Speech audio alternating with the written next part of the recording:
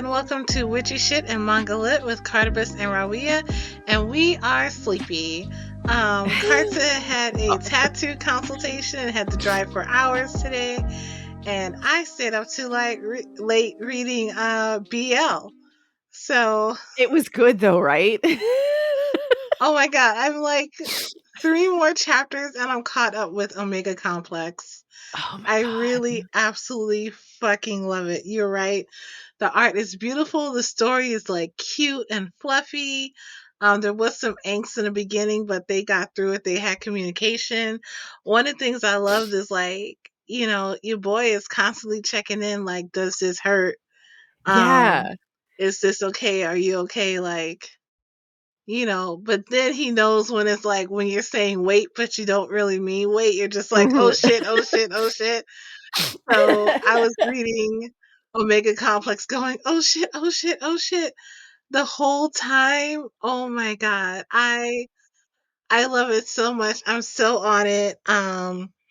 Beautiful artwork, cute story, lots of spice. Yeah, Lots of I told spice. you. I was like, yeah, so they spend a little bit of time being kinda angsty, but then they're, like, literally lovey-dovey for the rest of the time, and holy crap, do they get it on. Just so much. They get it on. It's lovely. It's lovely. And it's great every single time. Like I haven't like found a spicy scene that I like as much as oh no, that's a lie. But I like it the same way I like the spicy scenes in Hard Boiled Love. Oh, that one's so good. Well, again, though, the top gets a little bit psycho, but, like, in the best way possible. Because like, And the face he gets way. sometimes you know what I'm talking about, you know what I'm talking about, that face, Yeah. that, like, Yep. that kind of face that he gets. It's so nice. You're like, how would you describe that face? Yeah. It's an face. You're right though. That's perfect. That is a perfect It's the description face. of It's that that, face. "Holy shit, I love them so much, I'm going to ruin this." And that is just wonderful for them, and I Yeah, absolutely adore I that, love it. for them. It's It's good. that th I'm really this is mine, I'm going to wreck it as hard as possible now because I like teasing, yes. and then that Yes. happens. It's great, Like just the whole sequence fantastic. where he was like, "That was inside of me?" And it's like, Yeah. "Yeah, bruh, that was inside of you to the hilt." Um, it's so good. Yeah, so I am like I was reading it, parts of it at the dinner table last night, and I was like, It was just like when you're reading spicy stuff and everybody in the house knows it. So so Kurt knows I that would I make read a all these face and then comics. turn off my Yeah. phone and push it away from me. 'Cause you're like, "I can't contain it right now. I can't." I can't. It was too good.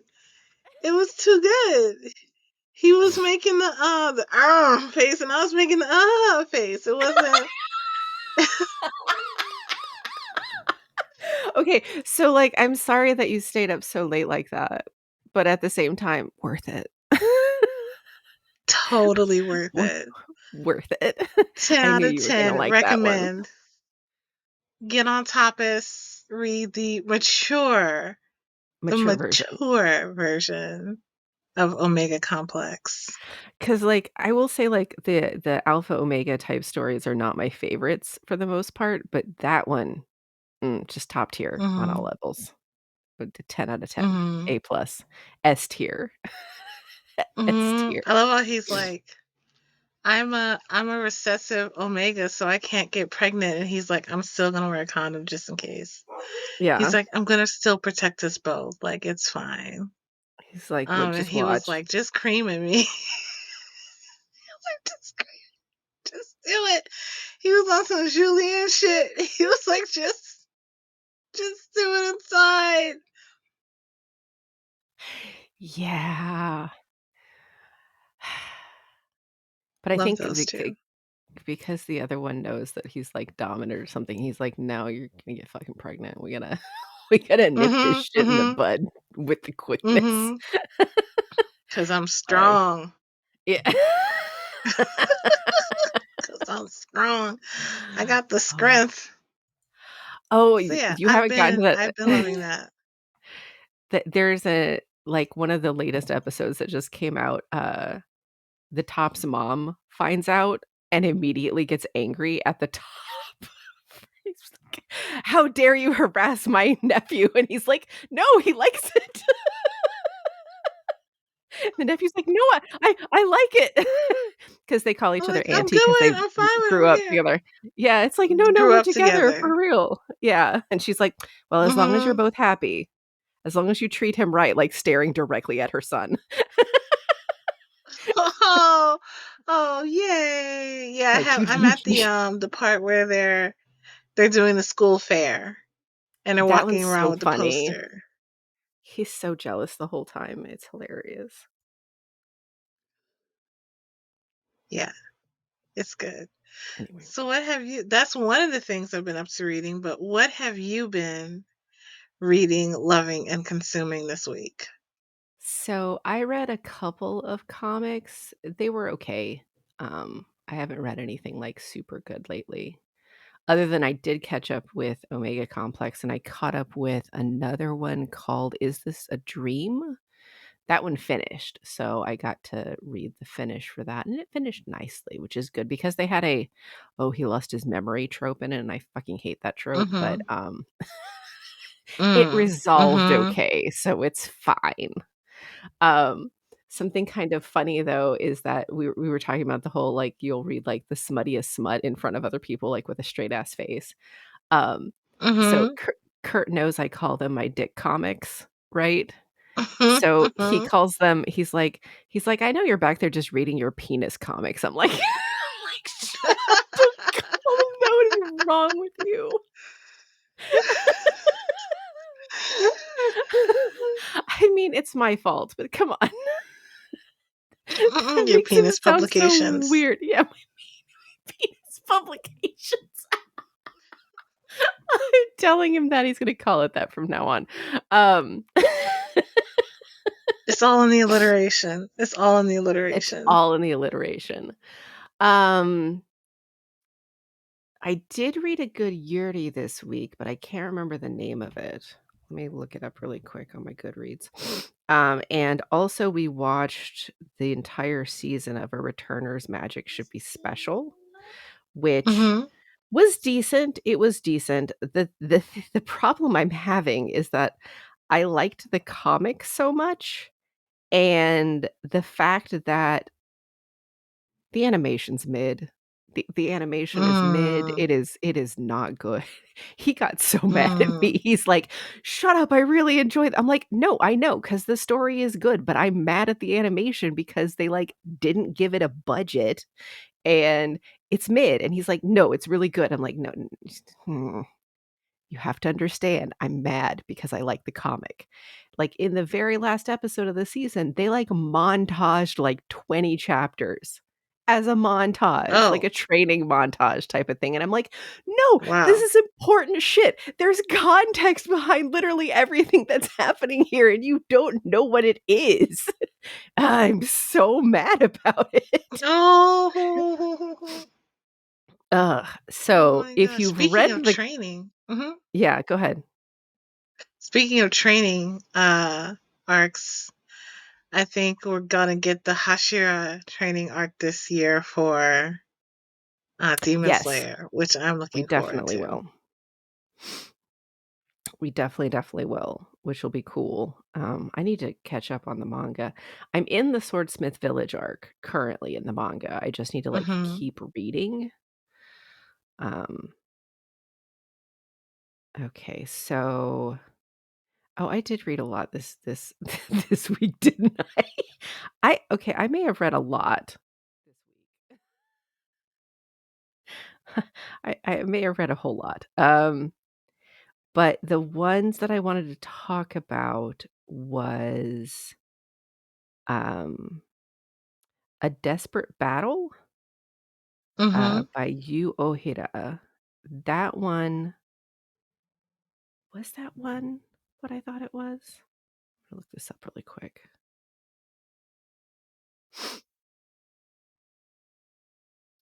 Ugh, why can't I ever see anything? And the other one was called Daisy Jealousy, and that one kind of Mhm. stuck with me because it was about, a guy who wanted to be an animator and make models, and another guy that he met in college and, like, their love story, but he kept sabotaging the relationship because of being jealous because the other guy was better, um, at modeling than he was. So Mm. he had to kind of, you know, get over it, basically. Mhm. And the way they depicted it was really, um, realistic. So, it was incredibly engaging. Mm. And what's it called again? Daisy Jealousy is that book. And which app is it on? It is a comic, so it's like a book. Ah, okay.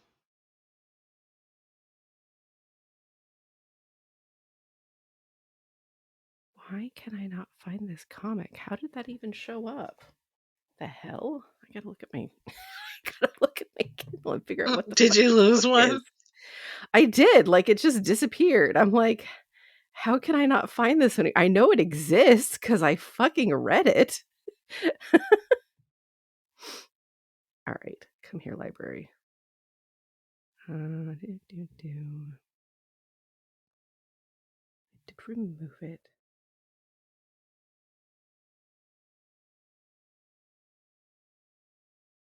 No, this was Cats. What is it called? I hate it when the font on the cover of the book is so Cats and Sugar Bowls. Cats and Sugar Bowls was Mhm. one that I read, and it's a yuri, so it's a girl's love comic, obviously written by a girl because it wasn't Nice. exploitative. It was kinda just cute about girls falling in love with each other, lots of little short stories. Oh, where was that? Again, That was a book? it's a manga, yeah. It's called Yeah. Cats and Sugar Bowls. Oh, cute. I feel like I haven't come across as much Yuri as I come across BL. I Not have that some I'm good Yuri recommendations if you want. I do. Give Because me all the queerness. Send it my way. while I haven't read as much Yuri for the reasons we talked about before, one that really stuck out to me that I read on Tabby Tunes was, it was from, like, over a year ago, so I gotta scroll for a hot minute. Oh, I've seen some on Tappy Tunes too. Yeah, there's a couple, but, like, some of them are, like, super salacious type of thing Mhm. where it's like I don't know, I don't like it when they're super exploitative. It's called After the Curtain Call, and it's about a photographer and an actress, and the photographer, like, becomes a super fan of this actress and, like, keeps hyping her up and stuff, and then they fall in love, and it's so cute and so sweet and just really heartwarming and wonderful. So, like, 10 out of 10 recommend that one. After the curtain call. Okay, cool. I'm going to subscribe. It's telling me I don't have an account. I'm like, I know that's a fucking lie. I totally have a Tappy Tune account. There we go. Now I'm going to subscribe. Cool. And what else have you been reading? That was basically it. I have been drawing a lot still, like usual, and I kinda started doing something new this week. I opened up trades and, collab poses.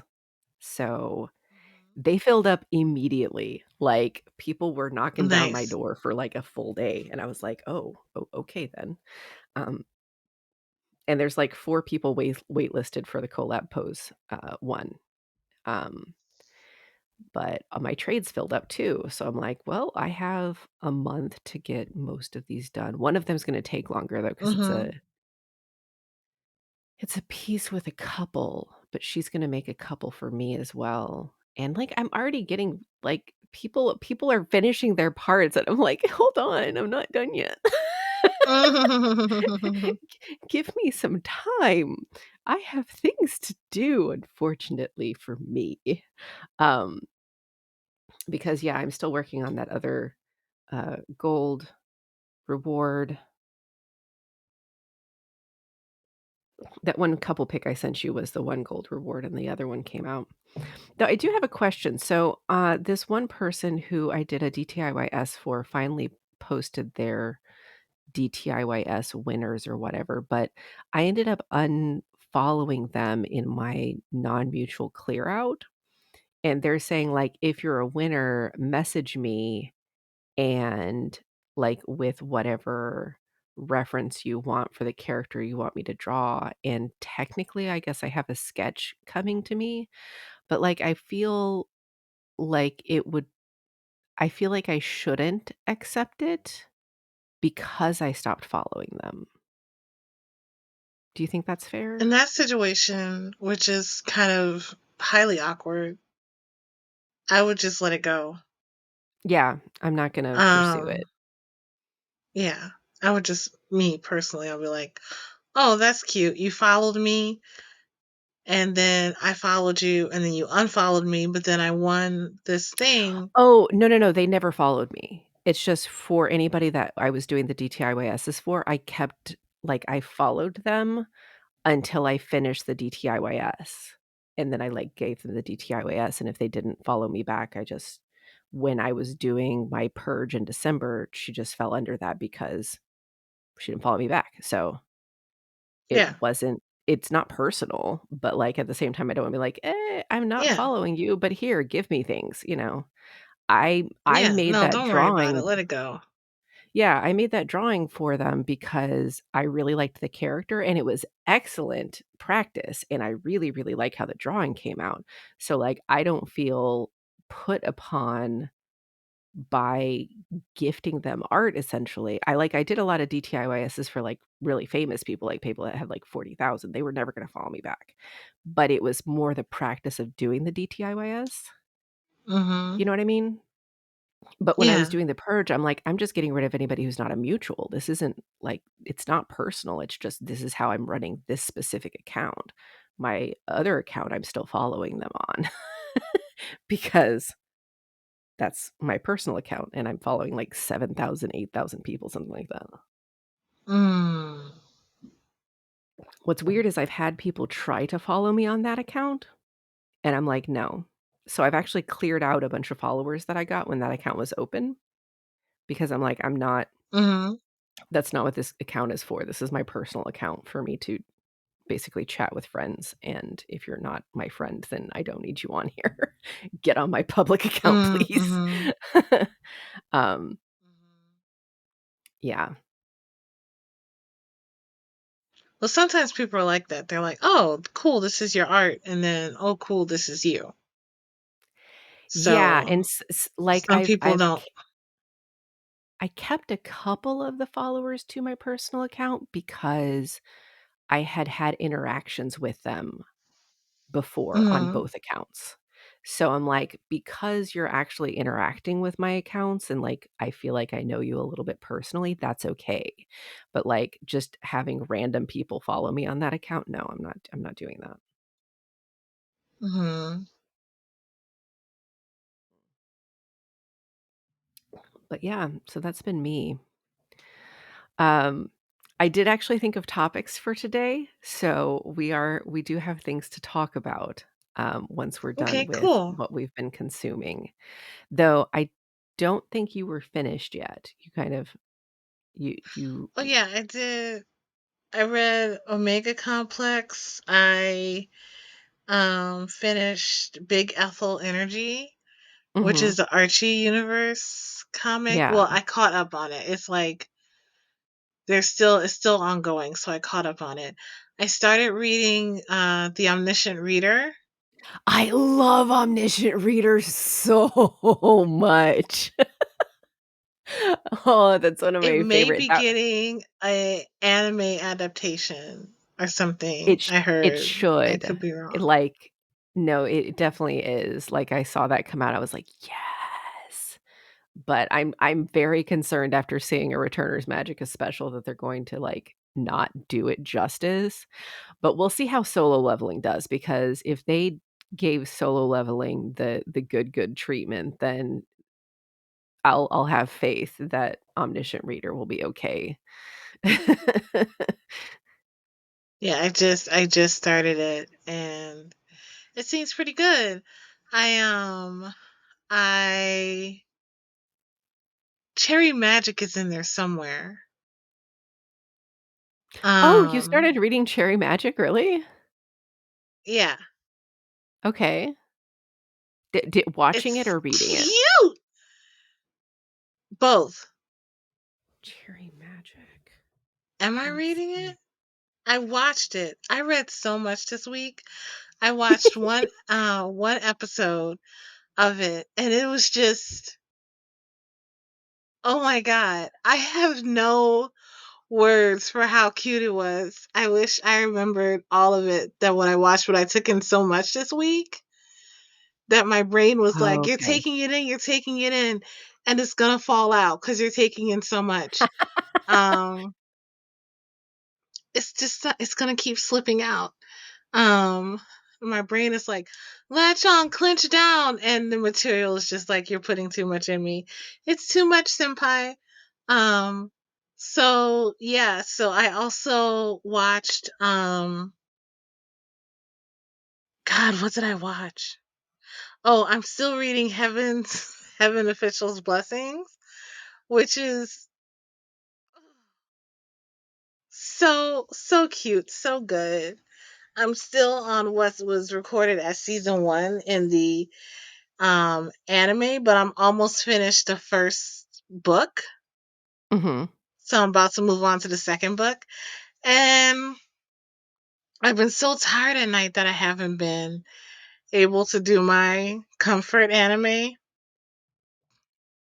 I haven't been able, like, I fall asleep to Sasaki and Miyano sometimes, and I've As you been so should. too tired to fall asleep to it. You what? I said, "As you should." Just watch Sasaki and Miyano over and over again. Over and over. It's just in my whole system. I was giving a tarot reading yesterday. I had a client and it was cool, but I had music playing on in the background. And Mhm. the first song that came on when we were really getting into it was "It's So Beautiful, It's My Life." Du, du, du, du, du.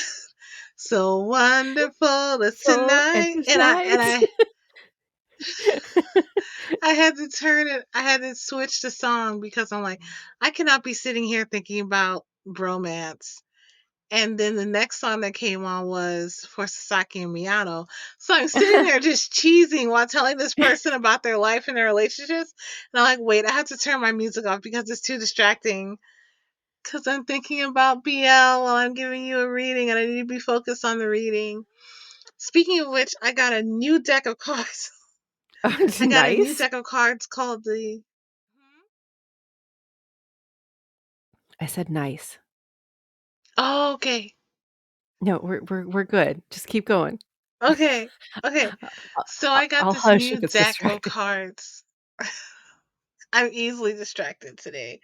I am so out of it. I am so out of it. I'm not even high, but because I stayed up until past 2 o'clock reading, I am so I looked at the clock and I was like, "Oh my god, it happened." I stayed up too late reading VL. I am living my best life possible. This is great. I should go to sleep before my body shuts down on me. Um, but I got a new tarot deck and I want to give you a reading with it eventually because I want to learn it. And Okay. it's the Eldritch whatever deck. It's like it's got arcane. It's by Weird Works or something like Mhm. that, and it's got arcane. Not arcane. It's kind of like it's cyberpunk with lo-fi vibes. Oh. So it's like cyberpunk, but the colors are all pinks and purples and Mhm. blues, and it's almost like Shadowrunner, but Generation Z. But tarot deck Not wise. Shadowrun, Shadowrun. Have you ever played that one? I haven't, but I know what it is, so I know what you're talking Mhm. about. Yeah. Yeah, But yeah, so that. And what oops, I else? stayed up till 2 a.m. reading dick comics is my life, so I fully understand. I thought about you. I thought about you. I did. I did. I thought about you. Let's see. What else did I read? Webtoons. That's what I read on Webtoons because omniscient readers on Webtoons. I think that's it. I How think that's far it. are I you spent in a lot of. Omniscient Reader? I'm only 3 in. Oh, okay, so you're, like, brand new, I brand spanking new, I got it. just started reading it. I started reading and then I instantly got like what's it called? What's it called? Anxious. Oh, Because it no, just you're gonna hits s the ground running. you are gonna stay anxious, that one is that one's a lot. Just, don't be surprised if Kim Dokcha dies a lot because he dies a lot, but it's okay, Oh, he'll come okay. back. He'll come back. Okay, cool. Cool, cool, cool, cool, cool. Oh, and I also like I I pulled a U, which is I recommended something I couldn't recommend. I didn't like. Pull the me, what the fuck? You're like I can't recommend this, but I'm watching it. I mean, fair, And fair. So what did you not recommend to someone? Please tell me more. okay, so I recommended Revolutionary Girl Utena to someone that I'm dating, kind of Mhm. dating, just kind of seeing, kind of talking to. And the reason why I was like, wait a second, because I'm like, how do I tell them about these themes that are happening in the show? Oh, yeah, it went it's getting rough. It's getting so rough. The last couple episodes, I'm like, "Okay, we know they're fucking in the car, right?" Like, I feel like the Yeah. only one who hasn't been fucking in the car is Judy, because Judy's like, "I'm Mhm. gay, get off me." Mhm. Mhm. I'm not having this shit. Yeah. But everybody else, Uh-huh, everybody that else car's in is a in that tunnel. car. That that car that car they even just think of the car and the clothes start coming off. Like, that's how deep this car is. It's like Toga comes out like, "Welcome to my car." Whoosh, and, like, the shirt just Mhm. can you hear it? Can Comes you hear off, the engine? just open. Whoosh. Can you hear the sound of it? Just Sound of fucking the end of the world. flapping in the breeze, and the person's like, "Wait, what the fuck is that?" They're like, "You'll see Yeah, soon. We're every getting time, like, what is it? And then welcome Akio to with the his fuck car." nasty ass. Oh my god. We're gonna be fucking in the fuck car. Oh my god. It's so wrong. There's so much wrong with what There's is so much wrong. happening. Oh, Like, there's and so I'm much like, allegory, but, like, they make it so obvious it's not even allegory anymore. no, no, no. I thought it was always going to be like, oh, you could tell yourself that this isn't happening, but it's like, no, we're going to make it abundantly clear that these things are happening. And poor Nanami, like, Her She whole is her whole world got destroyed. Oh. She's like, "I'm in love with my brother, but now he's not my brother, fuck him." Wait, Anshi's actually fucking her brother and I'm not allowed to? yes. I don't And then know if she's she like, was "Well, sh yeah, I don't know if she was mad or more mad. jealous?" Yeah, it was a very extremely difficult to tell.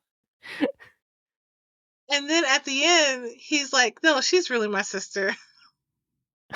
We just got adopted together. It's like, We that's just why got we don't adopted. have the same blood type as our parents, because 'cause they're not our parents. They're Oh not my our god. parents. What And the he just hell? and he kissed her in the car. He kissed her in the car. Mm, And he's like, he's like, "Isn't this what you wanted?" And she's like, "No." But I'm like, "Well, you confuse the fuck out of all of us because it seems like this is what you." right? Maybe seeing Anchi butt naked on top of her brother made Nanami be like, "Oh shit, maybe I don't actually want that. I just don't want him to be with Mhm. anybody else. I want him exclusively to me, but I don't wanna be with him like that. I just want his Mhm. attention because he's Mhm. important to me." I think she doesn't understand how to love, and because she That doesn't makes understand sense. how to love, she automatically pushed that feeling she was having into romantic love when it was actually familial Mhm. love the whole time.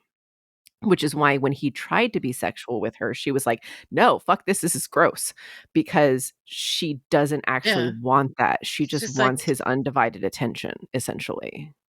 mhm. And she doesn't want to share them with anyone Yeah, yeah, I think that's at it. all. That makes sense. She was like, "Ah," she's like, "I'm not like you. I'm not like you," is what she kept saying over Yeah. and over again. But yeah, I basically was like, "Oh yeah, we're watching Utena," and they were like, "Oh wow, I'm gonna have to add that to my list." And I'm like, Don't, please don't.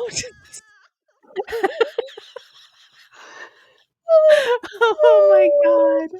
we're just getting to know each other. How am I gonna explain this?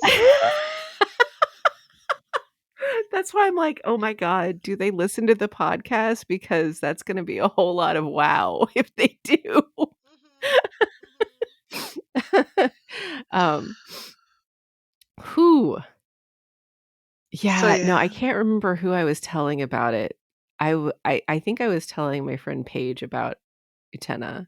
I was like, "Here's what we're watching, here's the themes of it," and she was like, "That sounds amazing." I'm like, "Oh, it's really, really good, and the animation's amazing, and the design, and the sound design, the storytelling, everything's great. Don't add it to your list. Just don't. It's Just very don't. disturbing. It will emotionally wreck you." And she's like, "No, I love that." I'm like, "Okay." All Don't say I right. didn't warn you. Kinda like how You're I gonna was reach a with my scene and friend. gonna be like this is fucked. Right, yeah, no, like, and I told my friend that about Mushoku Tensei too. I was like, "Yeah, I don't recommend this one. It is in the extreme for pretty much everything, but the animation's amazing and the storytelling is really compelling, but I don't recommend do not watch this one. To take it off your list." And then later on, she's like, "I almost fell off the treadmill in the gym because of the unhinged shit happening in this show. I couldn't believe they were doing that on the iPad when I was trying to walk." And I'm like, "I fucking told you. Mhm. Did you not pay attention Mhm. to the words that came out of my mouth? I said it was untoward and you should not watch it." That's untoward.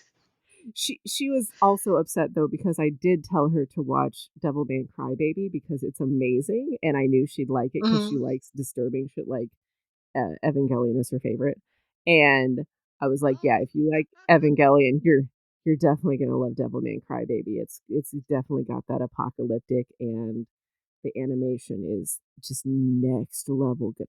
I am such a slut for animation.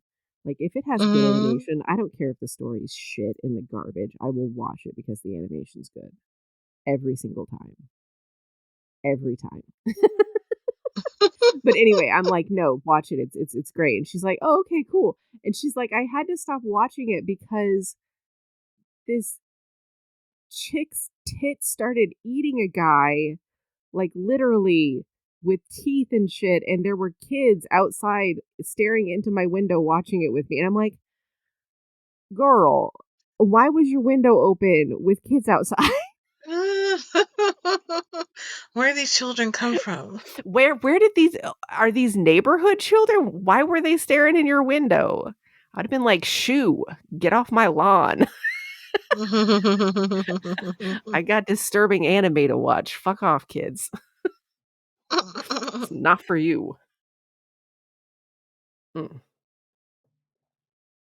Okay.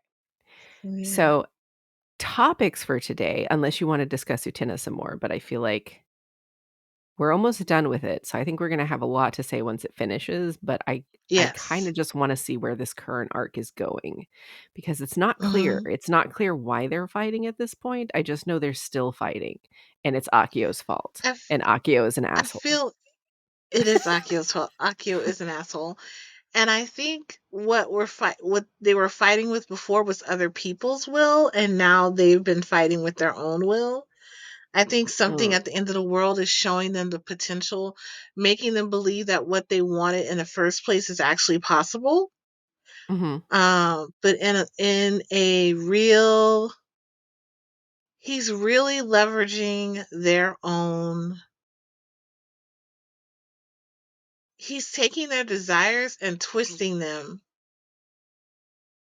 and getting them reinvested in them, and like he's just using them. Like Akio's just using everyone, and I really, and like I feel like I don't even know what to say. Like he's controlling the game, but like he needs to manipulate not just Auntie, but he needs to manipulate whoever's gonna win so that he can control the total outcome. I feel in my spirit that he's not just in this to run the game. He's in it for like the like he's up to some shit. I don't know what he's up to, but he's getting a lot out of this. Either that or he's just a fucking psychopath. He is a fucking psychopath. He's terrible.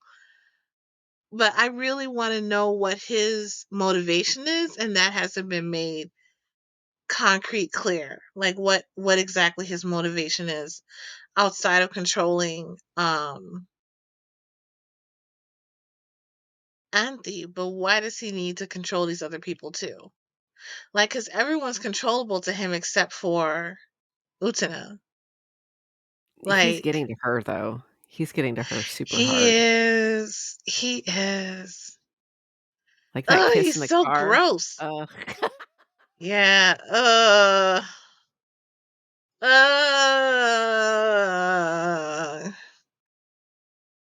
Okay. All right. So topics. Topics. So, the 2 topics I thought of for today was, 1, I wanna talk about our favorite pairing types when it comes to, stories and, like, good examples of those pairings.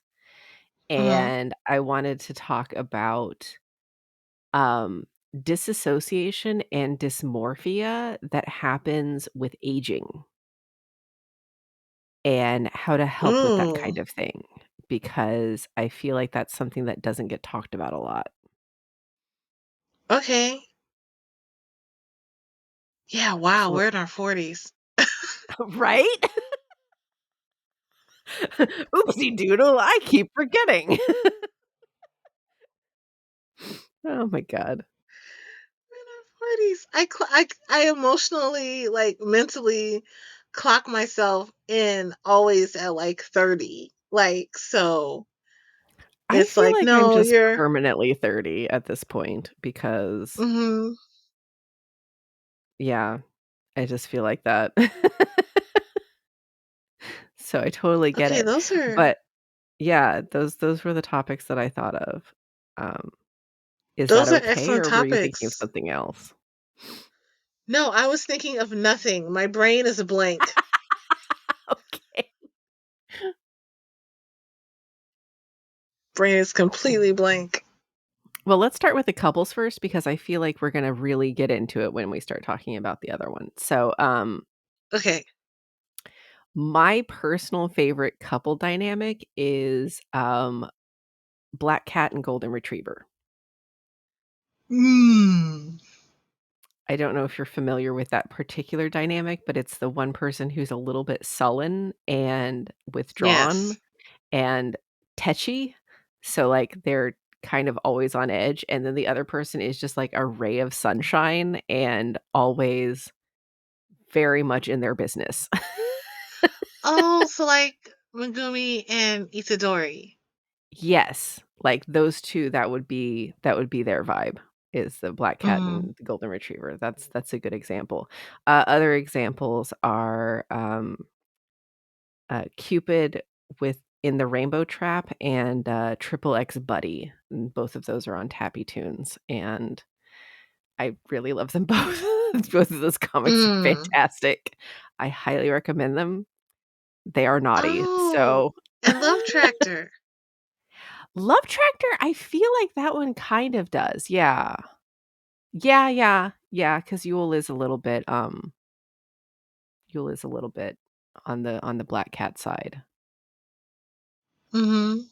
I finished that one this week too. God, I love that one. It's so good. It was so cute. It was so cute. I also remember when he got hit by a truck-kun and thinking that, like, oh no, he's gonna lose his memory, and was so glad that they didn't do that I whole was so glad they didn't do that trope because trope. I just told you I fucking hate that trope, so every time they do it, I'm like, "God damn it. Why? Mhm. Why'd you do it?" But I'm Mhm. gonna I'm gonna show you the other 2 that I'm talking about because I think that you would like them. All right, I'm just gonna cool. send you a screenshot right now. Um, but yeah, so that's my personal favorite. Uh, I'm trying to think of other dynamic types that I also enjoy. Um, I do like the, like, sensitive, weak one and then the guard dog personality, like No, that's my shit. That's my shit, and that Julianne is my and original Salong. characters. Oh my god! Yeah. Oh my god! Can't we just forever, for fucking ever? And I think it's my favorite trope because I am I can be strong when I need to be, and so can Julian. But I am definitely one of those like, oh, like I am super soft and da da da da Yeah. and this and that. And I'm looking for my fucking guard dog. I need a fucking guard dog. I'm tired of being other people's guard dog. I want to have a guard dog now. And the characters that I'm writing, like Mhm. Ashana, she can stand up for herself, but she is a weaker, She's sensitive one. I was like, And she's kind of a cream puff. she's definitely a cream puff. And Guillen is like, I'm gonna kill him. I'm gonna wreck them. They looked at you funny. Didn't you see Mm, them look at you funny? Oh, I saw them look at you funny, and now I'm gonna rip their eyes out. So yeah. that is my absolute favorite. You're right, Julian and San Long, like they are Yeah. That's just oh I yeah. So yeah, Yeah, that's a that's really my good favorite. dynamic too. Um, I'm trying to think of others that would fall under that. I think actually cream puff and guard dog. Definitely Jillian and Salong. Trying to think of others that are like that, even if they're not like obviously like that. Mm, I feel like Uenoyama and Sato are a little bit like that. who's that from? Given Oh yeah. because Mafia definitely Oh needs a guard yeah. dog. He really does. He really does. Oh, that movie's coming out this month, right? This month, really? I thought it was in summer. Oh, I thought it was January. I thought they were premiering it, but it's probably premiering in Japan first before it premieres over here. I was seeing They say January as a date. simulcasting stuff a lot. Let me look it Mm. up right now. Oh, Um, which also reminds me, the Crunchyroll Awards in Tokyo are gonna be, like, hosted by Megan Thee Stallion this year. that's so awesome. Isn't Did you it? see did you see that she made a song with a metal band? No. I'll have to send you that, I'll find it. Okay, cool. Oh, you're right, it is coming out this month. When the frick is it Yeah. coming out? Give me the date. Give me the date, you assholes. Was it the 27th or the 28th? Oh, that may be why. It's a two-part movie. Mhm. So, the first one, the Hiragi mix will premiere on January 27th in Japan. Um, we don't know When when it's the gonna make it other one will over. come up. Yeah. Oh, but also, if you're enjoying the Cherry Magic anime, on Crunchyroll, there's also the drama, and that one is already I fully saw out, and it's it's on been my out for list. years. Yeah. It's on my list. It's on my In fact, list. I would almost recommend watching the drama first because if if it's anything like the Given drama was terrible, and I hated it, but it's because I like the show so much, and I was like, Mhm. this is some bullshit." But, okay, no, it actually was terrible. The actor they got for Yue no Yama just, like, did nothing but overact, which was kind of hilarious. You know what? Watch it. Watch it, it's terrible. Watch it and tell me what you think. You're gonna be like, "Wait, Mm. why is he" like, every time he's upset, he does this thing where he's like, with his head, it doesn't make any sense to me. It's Okay. so I'm bad. gonna watch The it. I'm gonna rest check of it the out. actors are fantastic, but the guy that they got to play Yue no Yama is like, I don't know if he's just a terrible actor and they got him because he's a model because he's very attractive, but, like, he cannot act. He could not act his way out Mm. of a paper bag. He was just very bad at it. I will check it out. I will check it out. It's I think it's on my list, but I do know that the Cherry Magic, which I just got the title of the show, Cherry because Mhm. he's a virgin, and Magic because he can use magic powers. Like it came to Well, me in the middle of the night. It's like Cherry Magic. it's also because if you are over the age of 30 and still a virgin, they call you a wizard. So, Oh, they do. Wow. W- Wow. I don't know if that's a compliment or if that's being rude. no, it's supposed to be rude. It's like the male version of spinster or something. They call them wizards. Oh my god. Oh my god. Oh, poor baby. Yeah, so they're Poor like dumping baby. on him from all sides. Poor baby. It's He's fine. It's gonna be adorable fine. too. Um, so yeah, I feel like as far as couples, I also like the silly one and the serious one. So like Gojo and Gato. Goofy and sad. A goofy and sad Mhm. combo is always good Mhm. 'cause, the goofy one offsets the sad one. But I feel like, because when we were watching the, Hidden Inventory arc, I don't feel like Gojo was actually goofy at the time. He was energetic and he was Listen, arrogant, but I don't like, the adult Gojo is way sillier than teen Gojo was, I think and I think it's because he's masking with the silliness. yeah, you're right. I also think if we would have seen him more outside of I feel personally, and I could be hella wrong, but if we were to see more of him outside of the mission they were doing, that he would be a little bit sillier because they were busy that whole time. Like I feel like he's silly just because my brain keeps going back to when he was like, "You crying?" Like Like, Yeah, but if he's you think about, like, what's the attitude behind that, "You crying?" It was, the "Aw, arrogance. You're you're not right. as Yeah. strong as me," you know? It Yeah. was that, it was very specifically that for that scene, Yeah. and I feel like they did a really good job of portraying that in him because, again, he had never been defeated. The first time he'd ever gotten defeated was by Toji.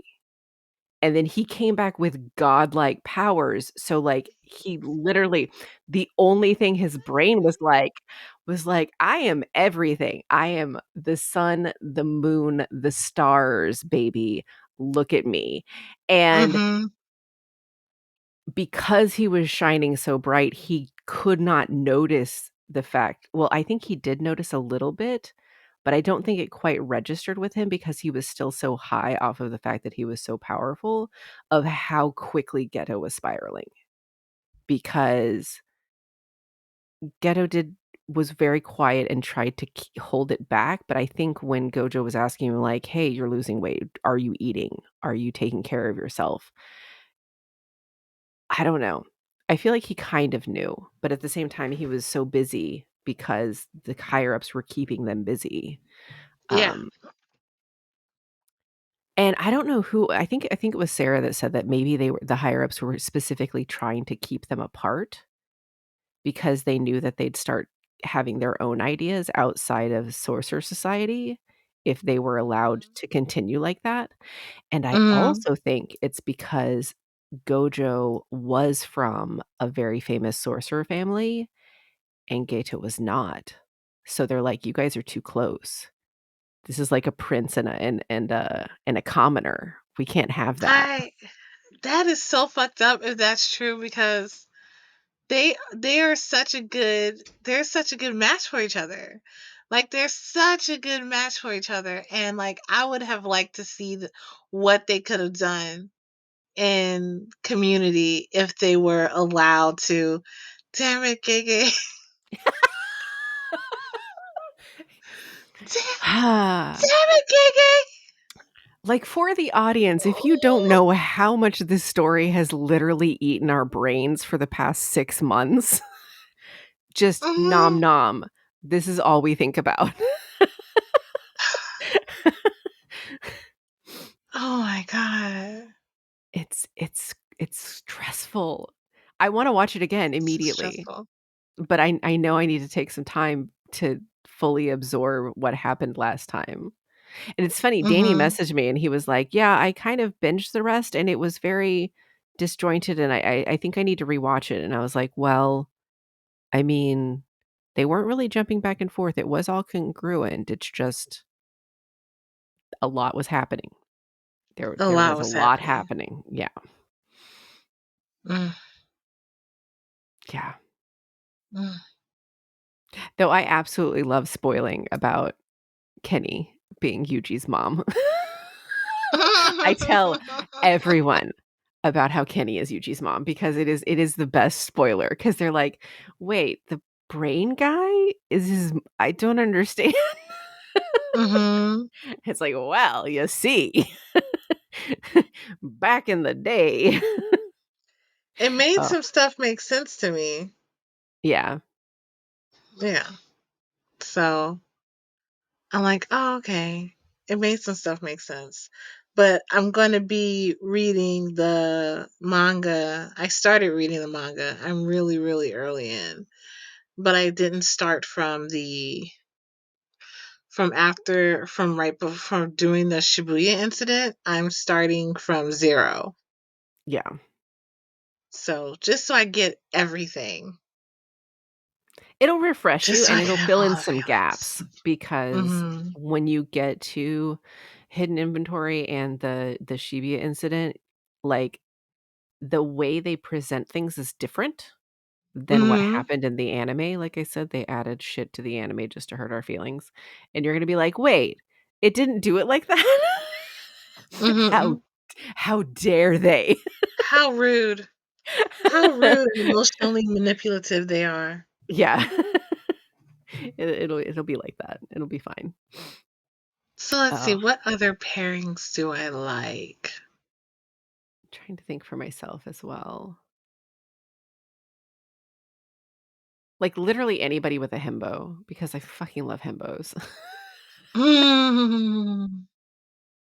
Himbos are adorable. Yeah. Uh, hmm. I'm also trying to think of, what would you categorize Sasaki and Miyano as?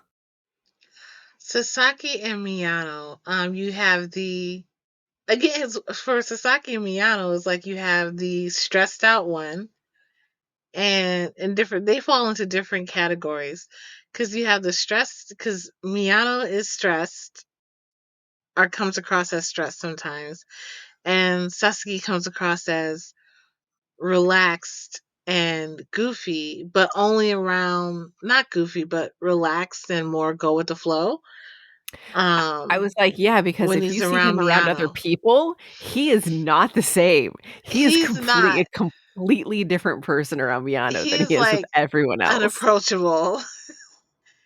He is like people are like, this is why you don't have any friends, Sasaki. Sasaki. Also I think Sasaki has guard dog in him too. Oh, he Cause definitely he's like, does. don't touch, And Miyano definitely don't has pat cream his puff in head, don't him. hold his uh-huh. That's definitely a dynamic for them. I hadn't thought of him like that, but you're right, 'cause the way he grabbed him, Mm-hmm. the way he grabbed him when he gets to almost did the little head pat to him, Yeah, he's when like, "No, Ogasawara was mine." about to be Yeah, like, hey, Ogasawara, yeah. Why couldn't I remember his name? Oh my god. I need to watch it again apparently. watch it Like again. I haven't Watch already it watched it 20 again. times. Could always. That one just needs to be on rotation in life. Like I'm smiling looking at the books that you got me for it on my shelf. I'm like, when is the next one coming out?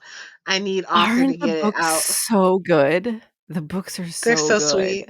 They're so Like, sweet. there's some of them where you're like, either you're like, "Yeah, the book is better than the anime," or "The anime is better than the book." This one, it's like, I love them both equally. They're awesome. Both of them are, like, Mm-hmm. top Mm-hmm. tier amazing. Love it, love it, love it.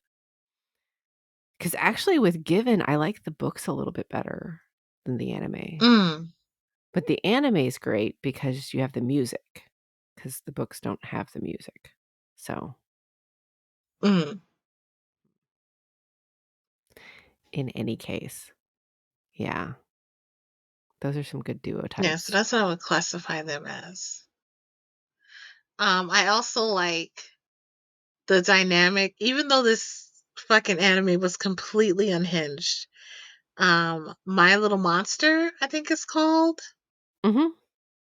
And I like the dynamic of someone who is kind of one of them is definitely needs to be put on a leash, and the other one is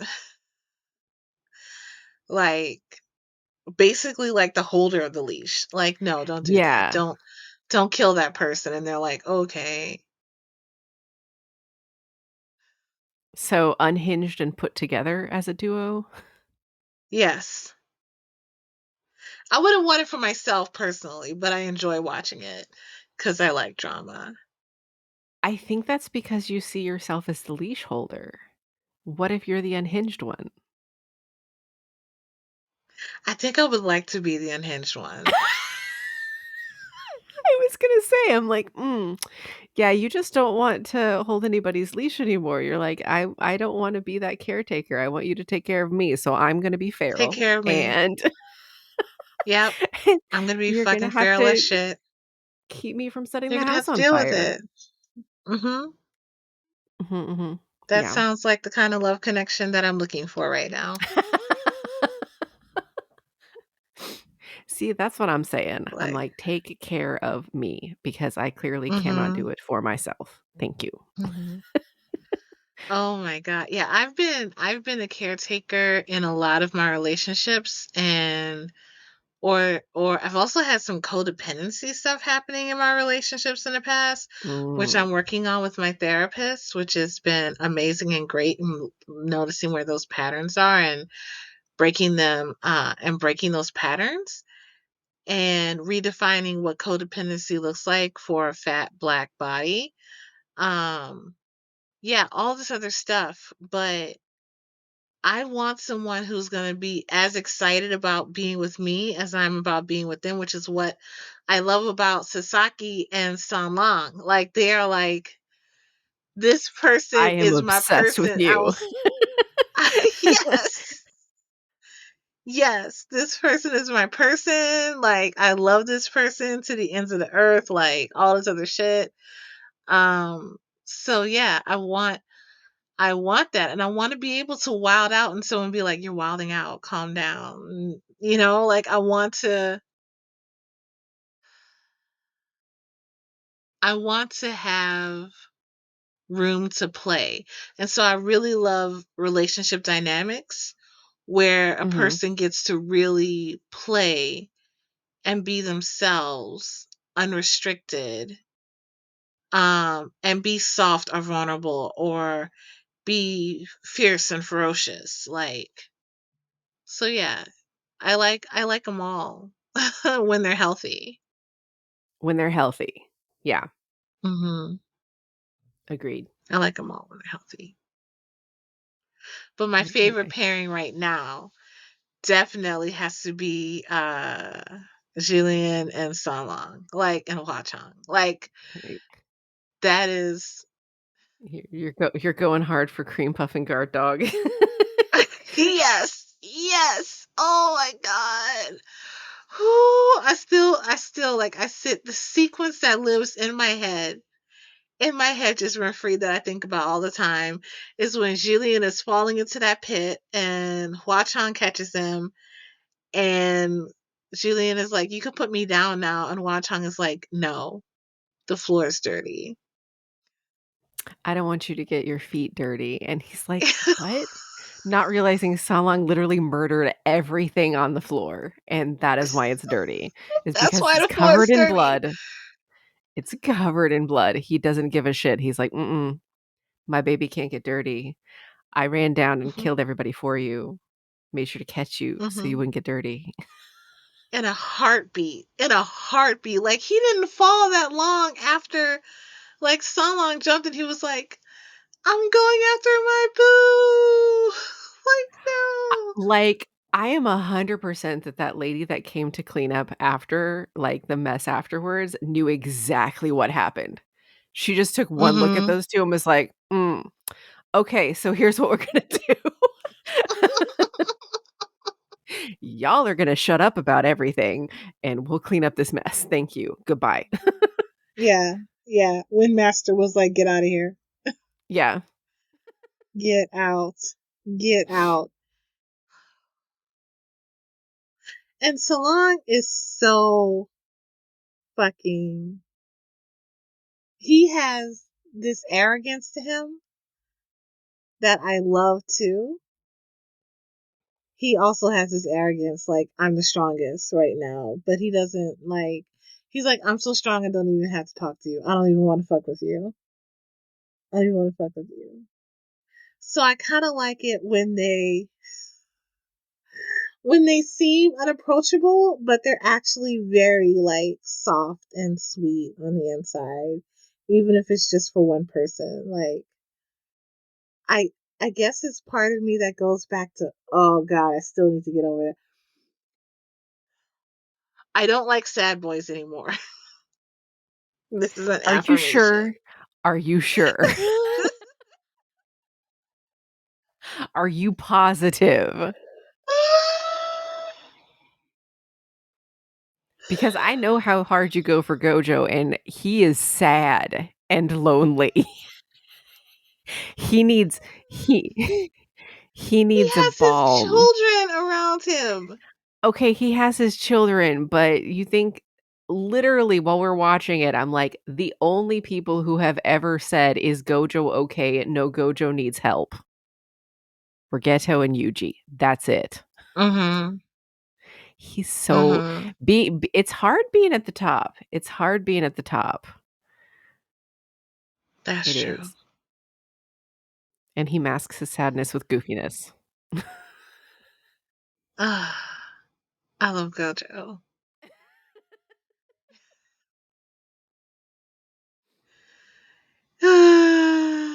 He is in my heart. Oh, down bad, down bad. Okay, so yeah, that's what kind of when it's healthy, I like it all. When it's healthy, I like it all. Um, I like there's certain aspects in couples that I like. Like I like when they show up for each other really hard. I like when Mhm. they have really good communication. Um, I like when they talk through any kind of jealousy and things like that. Like it's so good. I like it when it's wholesome. I like it when it's Yeah. wholesome. Even if it's Sasaki going, I want to ruin him. Like, it's still wholesome in a way. Yeah. I want to treasure him. I want to ruin him. Like, come on. Come That on. whole Come scene. on.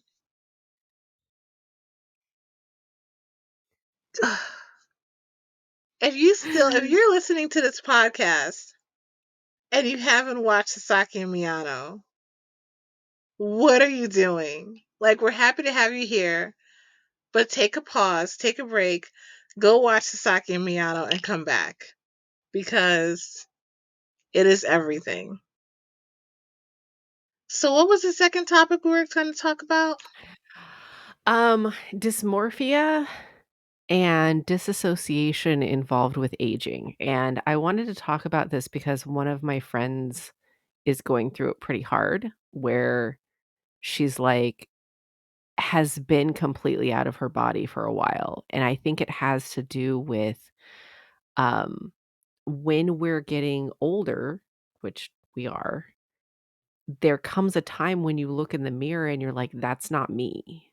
Do you know what I mean? Mm, And, like, I haven't had that happen to me yet, but I have heard other people talk about this happening, and it's not something I hear talked about a whole lot, where as you're aging, your hair's gonna change color, your skin's gonna look different, your body's gonna look different because that's what happens when, you age.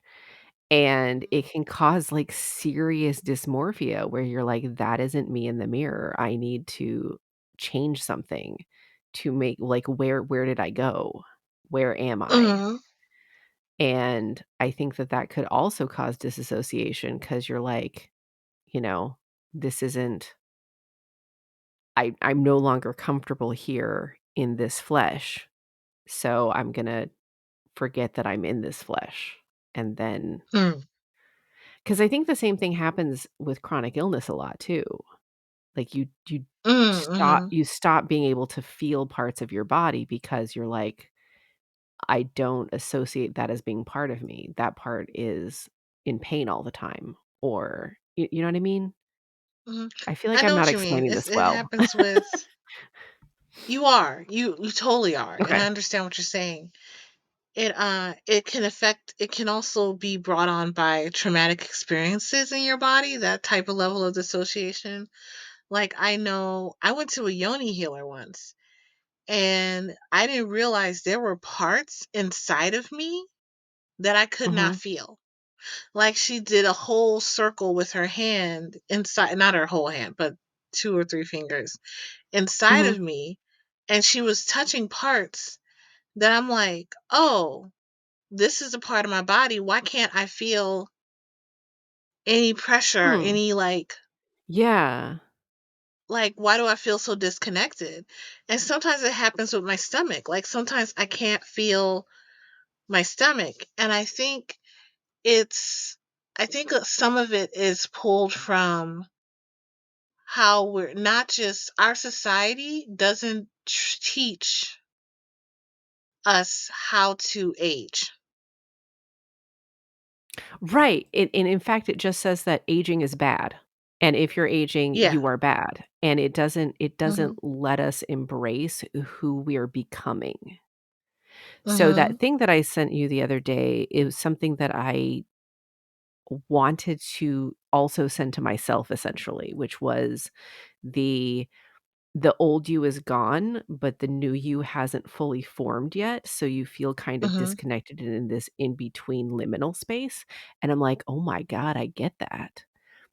Yeah. because I spent so many years disassociating due to depression and, not wanting to be myself, that as I've started healing from that and as I feel like this past year, even though I've been ill and kind of gotten agoraphobia a little bit because I don't wanna go outside and do anything anymore, but I feel like that's more of a societal thing than a me specific thing.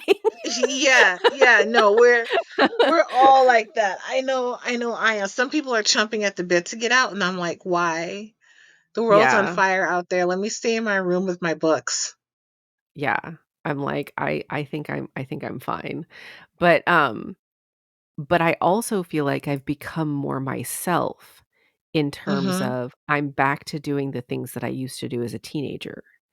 Because Mhm. I used to draw nonstop as a teenager. I used to watch anime and have fun and talk about it and, like, stay up late and stuff like that as a teenager because that's kind of who I am. So, the fact that I've been able to get back to that space where I'm drawing all the time and I'm watching anime and I'm staying up late and I'm doing the things that I couldn't do before because I was holding myself back because, I wasn't supposed to be doing that. Um, so, like, I feel more myself, and yet also I'm like, I'm not, like, physically, I don't feel like I'm where I need to be, and I'm worried about certain things with my joints, like my shoulder keeps disconnecting, and I know that that's going to get worse.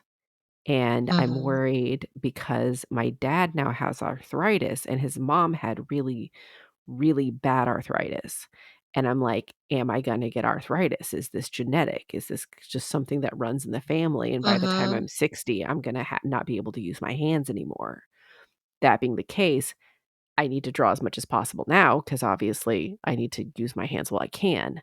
But at the same time, like, I'm like, but are there things that I can do to help that? Like, if I take joint health supplements, is that going to help me? That kind of thing. So, Mhm. I don't know.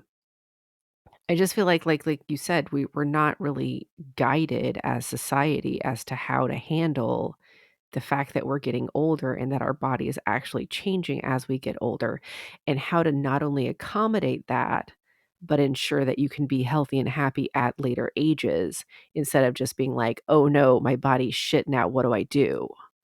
Because that's kind of where we're left because society's like, "Well, you're bad for aging. Aging is bad. Yeah. You need to get plastic surgery. You need to do this," instead of being like, "Here's how you can age in a way that will allow you to thrive as an older person," you know? Yeah. And I think that's where we need to Sustainable get. senescence. Yeah, Yeah. yeah, yeah, yeah. Yeah. Like, I think this particularly, I can't speak for people who were socialized as men, but for people who were socialized as women, or femmes, like, there's this added pressure of, um, our bodies being treated like currency, or the portal through which we can gain what we need to get based on desirability politics, and what that means, what we look like, what we sound like, the closer we are to the westernized, beauty standard or beauty myth. And when we start to fall out of alignment with that, it it makes us question our worth and our value. And I Mhm. think I'm feeling less of that because even when I wasn't fat, I always felt fat. And being black and uh added to that whole situation of I'm not going to meet that beauty standard in the first place. So I always had a sense of detachment from my body as a child and young adult because I didn't fit into the beauty myth, the westernized beauty myth. So as I'm getting older, I am actually starting to feel more in connection with my body even as it changes. and being so sick for the past 3 years, like not being able to breathe, having the pulmonary embolisms, having the eating disorder, like having moments where I couldn't sit up, like living basically, there was a point where I was living in my bed because I could not get up and I could not do anything Mhm. for like over a year, like bedridden. I could get to the bathroom, I could get to the kitchen, but there were times where I couldn't sit up like for an hour.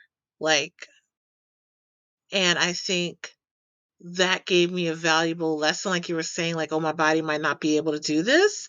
Enjoy it while you can. Like, I I miss being able to do what I used to do. Like, I spent one night looking back on my old burlesque videos where I'm like singing and dancing around and all this other stuff. I'm like, I cannot do that anymore. I can't give massages anymore. I can't like perform anymore how I was performing. I might be able to do massage in the future. We don't know what might happen, but as of right now, I can't do those things. And so part of how my body moved was and what my I was able to do with my body defined me so much. So now that I'm aging and I'm disabled and I'm chronically ill and immunocompromised and all these other things, it's been quite a switch in how I've had to have conversation with my body, and who I thought I was, or who I consider myself to be, is not there anymore. Not It's like, but I still remember, I still want to act like I was acting even 3 years ago, 4 years ago, right? Mhm. But my body's like, no, we can't do that. And I'm like, what do you mean, body? And body's like, no. And it is disturbing. And we're not taught that it's okay to not be able to perform the ways in which we were able to perform when we were younger. Mhm. Because there's no support. There's no support now in this society for people who cannot perform according to what capitalism demands. Capitalism and colonialism demands. And it's so ableist. There's this book called Disability something. Is written by Lakshmi something. I'll drop it in the show notes if I remember. But there's a phrase in it, and she says disability comes for us all. And she's right. As we age, we Mhm. all will hit certain levels of disability. And our society has treated that like you're no longer useful, you have nothing to offer, and now you're a burden just because you live. And I think as we get older, or as I'm getting older, and I look in the mirror, I see my mother's face staring back at me sometimes, and I'm like, "Oh, I can't stand that bitch." Like, but here she is looking at me across from the mirror. Um, and I see how there's this body, mind, spirit disconnect can happen. But Mhm. because I've been so sick and had so many shifts, I'm starting to consciously try to come back into my body as it is and as it exists now. And the tools that I'm using are meditation, conscious movement, um, listening into my own body's trying what it's trying to tell me, being in consensual relationship with my body instead of telling my body we're gonna do A, B, and C, asking my body, can we do A, B, and C? Or what do you need in order for me to be able to do this? And what do you need after? What kind of aftercare do I need? Yeah. And we're not taught to do that. And I think that's so important because, like, what I've been doing lately for myself is like, so I know that we can't do this. What can we do right now? What Mhm. can we do right now so that we can eventually do that next step? I think I've been talking to my body like it's a person all by itself. Yes. Like, okay, clearly we need food, but what do you want?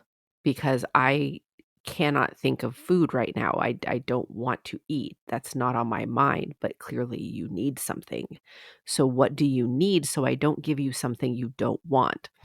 And I got so mad at myself the other day because I wanted a treat. I've been doing some cardio lately to kind of get my stamina back up because my stamina is in a bucket at the bottom of a ravine at the moment. It's Mm, just real mm, bad. I can barely climb a set of stairs. And I'm like, I don't necessarily like, I'm not doing this to get skinny. I'm doing this so that, like, it's better for my joints. I have EDS. My mm. joints are bad. So having more weight and having, like, inability to do things is gonna be bad for my joints. It just will because they'll start to get looser and looser as I age, which is not great. So I wanna be as helpful to them as I can, so I've been talking to my body about that. And, so I've been trying to, like, eat more protein and, like, give my body actual nutrition instead of just eating bread and only bread all the time and nothing else. Because that's what I've been doing because I am, not good at going outside. And I'm like, "No, you have to stop eating out all the time. You have to stop doing this and that. Eat eat the food that's in the house because there's lots of food in the house. Make sure," like, I'm literally, like, scolding myself, like, "Eat this, eat that." But there was, like, candy, and I was like, "Ooh, I haven't had a candy bar in a while." So, like, I grabbed this Baby Ruth that was in there, and after one bite, I started coughing. And I was like, "Well, that's weird." And I took another bite, and my body was like, "Bitch, I said no."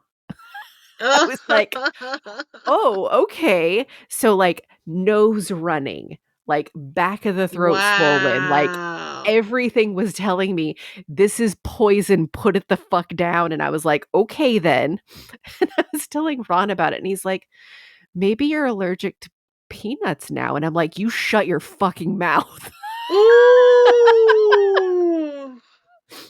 It was Yo, the fucking level of betrayal. The I level was of betrayal when you're suddenly allergic to shit that you weren't allergic with and fucked with and before. the thing is, though, I know I'm already allergic to corn syrup, so I'm like, "No, it's probably just the fact that it was candy, and I'm just getting a stronger reaction to candy now than I did in the past," and he's like, "Yeah, I mean, that one does have caramel, so that probably could be it, but maybe it's peanuts." I'm like, "You shut the fuck up. There's no way it's peanuts. I didn't almost die. I just started coughing and choking immediately. That's normal, right?" Coughing and choking. No, no, it is not, my friend. No, it is not. So, A so banana did yeah. it to me. Oh, no. I Fucking, I love love fucking bananas. bananas. And banana was like, no, now your mouth is gonna swell and your throat is gonna itch. And I'm like, banana, why? But I always had like this subtle latex allergy, and Oh, banana's part of latex. So now I'm just hoping yeah. that it doesn't happen with avocados. Because if it happens with avocados, No.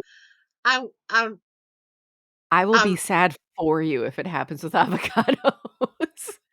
when I was eating the banana and I was like, that's weird, my lips are tingling, and Bertha's looking at me like, oh, I feel like my mouth is swelling. Oh, my throat kind of feels itchy.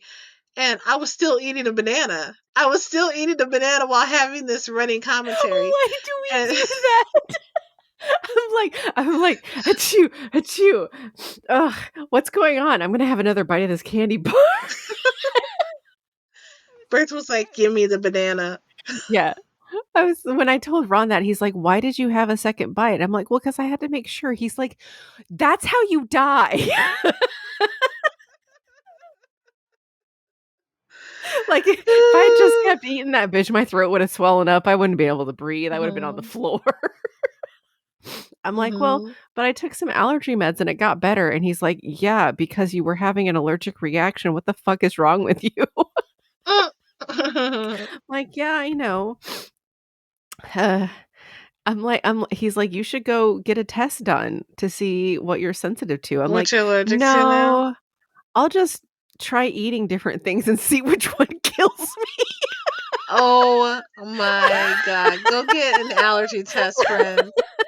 You are too haphazard. Get an allergy test. Wait, what is your rising? What is your rising and your moon?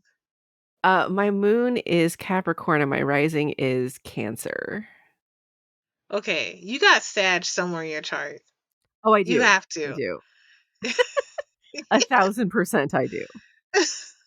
I know that for a fact. I'm gonna go find it right now. Like you've got to have Sag somewhere. So yeah, I think oh, I did have this moment though. Speaking of moments when you're like, "Oh my god, like I'm older." I had this moment like a few years ago. Oh, I'm my in hang on. My Uranus and Neptune are Sag, okay, both of them. okay, I'm like, because you got some fucking Sag energy. We're like, let's go. Let's just see. Let's just see what's up with this.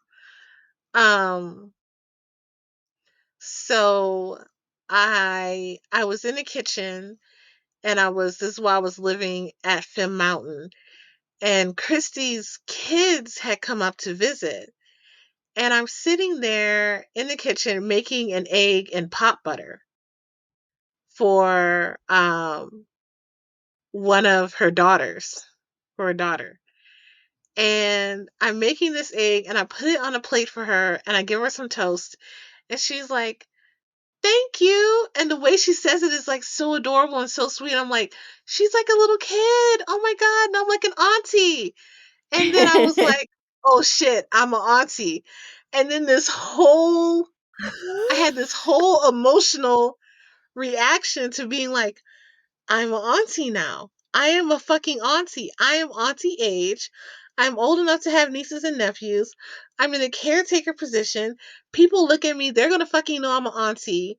Like, Mhm. I'm a queer auntie now. I'm a queer auntie. I am one step away from becoming a queer elder.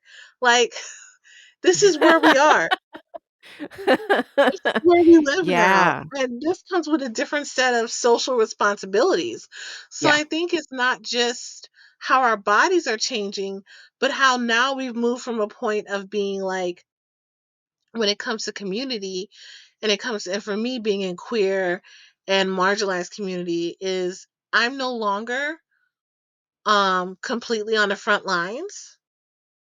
My job now is to pull back and support those who are while still being Yeah. on the front lines for my own stuff, but I'm also I we get to move back into the support position and that can also be difficult for us to Mhm. navigate that. Now we're at a certain level where we're not trying to just pull ourselves up.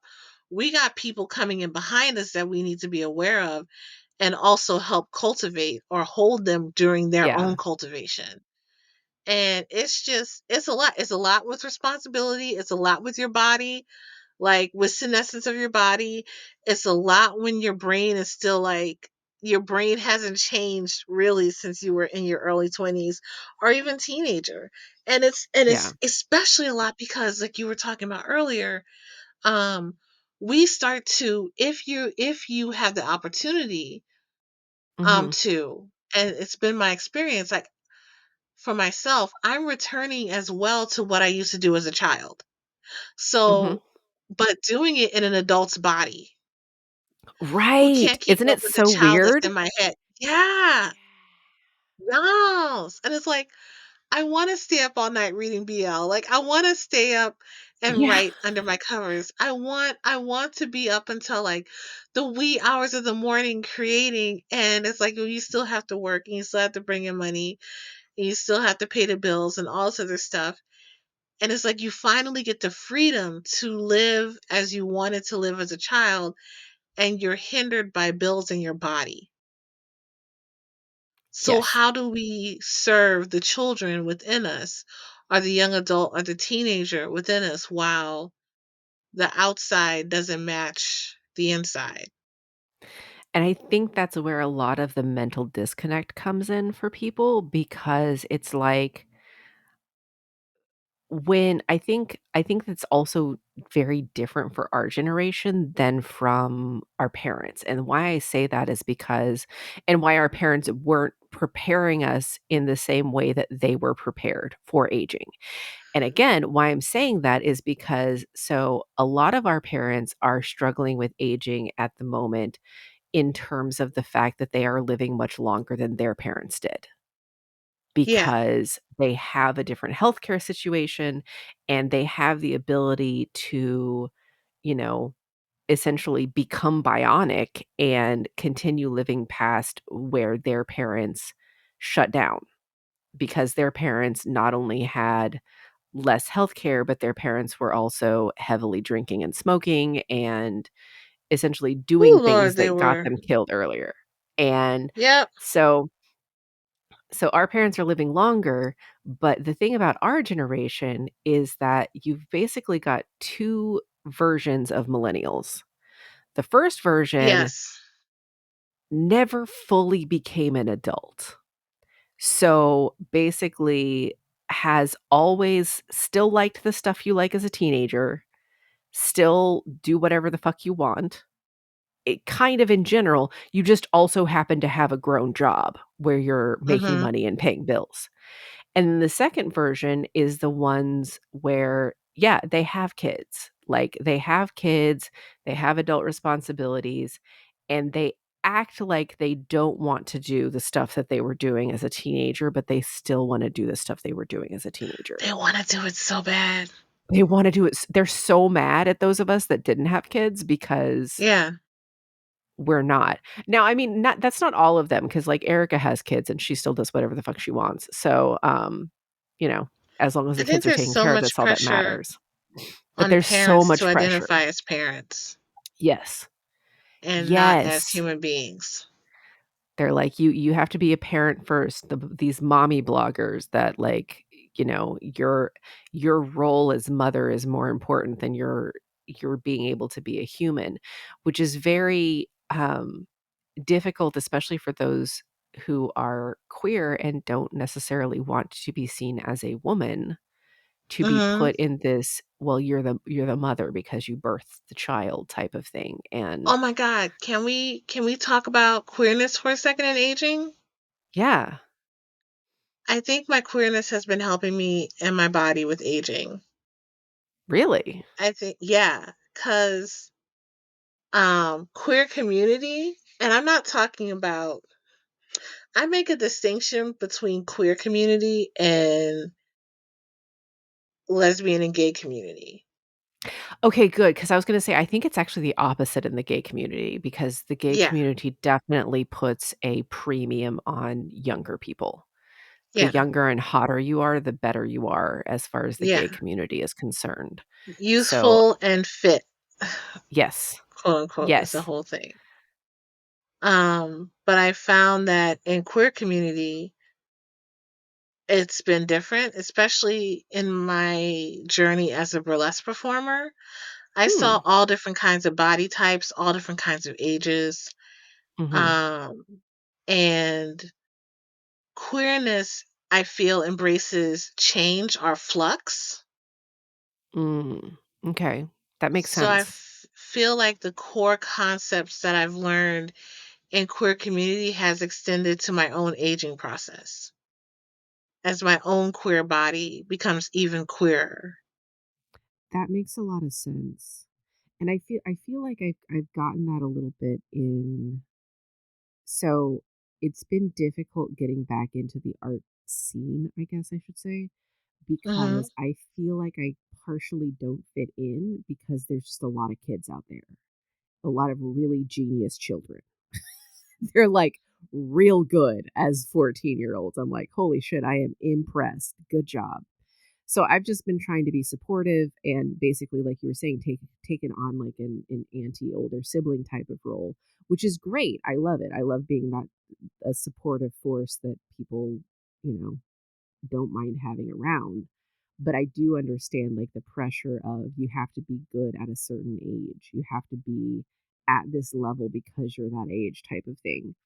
And also I want to caveat what we were talking about earlier because when we were talking about the gay community, I think I should specify it's specifically the white gay Yes. Let's be Let's be real clear here. specific on that. Let's be real specific on it. You are correct. The white gay community gets a really, I know it's not everyone, but like when we talk about people saying no fatties, no femmes, No no rice, no spice. Asians. Yeah. No, like it's basically like It's yeah, that it's fucking group of people. And it's really sad. It's really sad to it see. is. It is. It's really sad to see because the original queer community and gay community was diverse. It was always diverse. Everyone has Mhm. always been there. And like erasing that to basically take the power away from them is basically what's been happening since the 70s and 80s. Yeah. Since the queer and gay civil rights movement, since the AIDS Yeah. pandemic, like all this other stuff, it has this whole history. But yeah, I found that queerness in and of itself has allowed me to embrace my body where I'm at now and where my body can go in the future. Mhm. Like I feel like queerness has space for aging and for changing norms and challenging them too. It's also very inclusive. Yeah, So you don't feel like I don't belong here because I'm X age or because my body looks like this. It's like yeah. You everybody belong as here long yeah, because of all your differences. as long as you're not here to be a judgy crap face, we want you here. We want you here. Welcome to the party. Yes. Ah, We love that's a it. really good point. That's a really good point. I think most of my struggle with aging and the way that I look has been self-imposed on how I see myself, and I've realized that I think I actually do have a certain degree of dysmorphia where I see something different in the mirror than what actually exists. Mhm. I see something different in pictures than what I see in the mirror. Like, Mhm. the way that my brain works around my own body is very, very judgmental. So I'm working on changing that and trying to embrace and just see who I am for who I am, essentially, at the time. Be gentle with yourself in the process because those what's going on internally in the brain hole has In definitely the been brain influenced hole. by the brain hole has definitely been influenced by um, media Mhm. and social constructs of what our bodies can be or should be. It's like they weren't just things that you came up with by yourself in a vacuum. True. And I think actually a lot of it does have to do with how I was brought up because my mom was always very hard on herself. Hmm. Always, always very hard. So it kind of embedded in me and how I Yeah, see myself. And yeah. now she's like, "Why are you so hard on yourself?" And I'm like, "B but but but" Hmm. Yeah, I get it. I understand. I'm picking up what you're putting down. It's like, well, you taught me that. You showed me that. Like you were my example. And even if you said things, it's still like I'm still seeing things. Like I saw things and I learned this. And also, like, you put those values on me too when I was younger as well. Mhm. So it just stuck, and you should be paying for my therapy. Yeah. I can't just give up all that trauma. It was a gift from my mom. Mm, I feel it. I feel it real hard. I feel it real hard. So, yeah, like society doesn't help us age, and the ways in which we can help ourselves is surrounding ourselves with community and having conversations about what our Mhm. aging process looks like. Cuz I'm like, "Oh yeah, we're 42." Oh my god.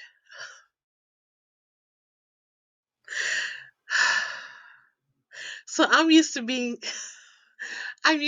the younger one in all of my relationships. Uh-huh. And what about this current one? This current one, I'm 10 years older than. Mhm.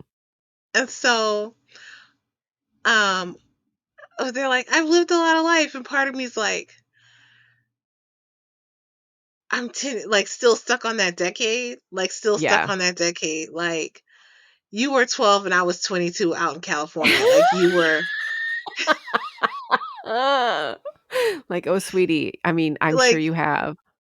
They are very cute, though. Like, they are super, very super cute. super, super cute. Super cute. Um, and my brain sometimes is like, 10 years, 10 years. And I'm not used to being the oldest in a relationship. And it's 10 years. Here's the thing, though, and here's the thing, so you don't feel too bad. I feel like once a person is 30, they are fully baked. So it's not like they're still in there cooking, they are who they are. Yes. So I feel like one at least they're over 30. So I think you're okay. Like, I know we both are like, "Yeah, I think 5-year buffer is good between ages," but, like, But they're over I have 30, it's dated fine. people who've been 18 years older than me. So I don't know why I'm tripping about 10 years. Mhm. I Well, have yeah, dated but people but who are, how healthy was that relationship? um, Mhm, mhm, mhm. I think Tragic Jesus was 10 years older than me. And how healthy was that relationship?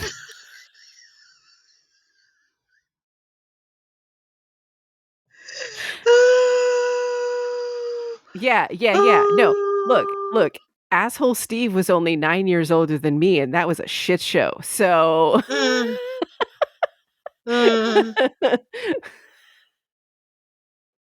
Oh my God. Oh my God. Yeah, but one of my friends fucking clowned the shit out of me because we're meeting up at this like space called the Mhm. Garden, and it's so fucking cute. It's like a COVID conscious black and brown meeting space online for like people who want to meet and hang out. They have karaoke nights, all this stuff. So cute. Oh, that's nice. But I'm hmm? I said, "That's nice." It is. It's super nice. So there's games you could play on it, and we played Uno, and they beat me at Uno. And I was telling one of my friends, I'm like, yeah, they beat me at Uno. And she paused before saying, well, I guess the children are catching up. And I'm like, bitch, Oh. Okay, but again, what bitch. with the age gap thing, when you were dating the person who is that much older than you, when did you start dating them? Were you under 30? Yes, I was Mhm. 27. Yeah. So I that's why I'm wasn't done like, baking yet. you weren't done baking. So you didn't know who you were yet. So who they thought they could date and who they thought they could mold was a completely different person. Like, everything 100% fell apart for me once I hit 30 because I realized I didn't wanna be who I was, like, that wasn't me at all, Mhm. and that he didn't understand who I was, and Mhm. that's why our relationship didn't function And he because didn't wanna make space for those shifts. I met him when I was 19, so, Oh, wow. yeah, I was a baby. I was an infant, and he was Wait a 27. second. Wow, fam. I don't know why I thought you were older when y'all met. That is that's a lot. That's I'm that's telling a you. lot. I'm telling That's a you. lot. He shouldn't have. No. He shouldn't have. Mm-mm. He I don't shouldn't care have. how hard a 19-year-old throws themselves at you. If you are grown and you have a 19-year-old throwing themselves at you, you say no.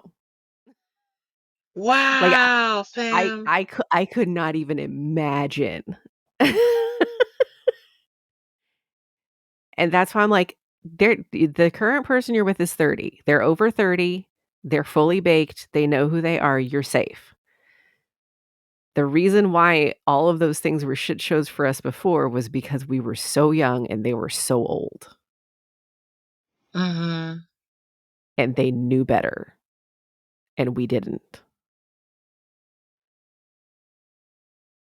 Yeah, I started seeing Tragic Jesus when I was 28. Or was I still 27? I might have been 28. That was I wanna say that was, like, 2009? It was a long ass time ago. It I feel was a old long now. It was it was so long ago. So, for the like, audience, wow. we have known each other for over 10 years now because we met Yeah. in 2006, 2007, something like that. Mhm. So, we've known each other Oh for my almost god. 15 years. Yeah. Yeah. My brain stops doing math around how old I am and what year it is. Like 1990 is still 20 years ago, but it's not. For me, it's still like 20 years ago. Yeah, it's 34 years ago now.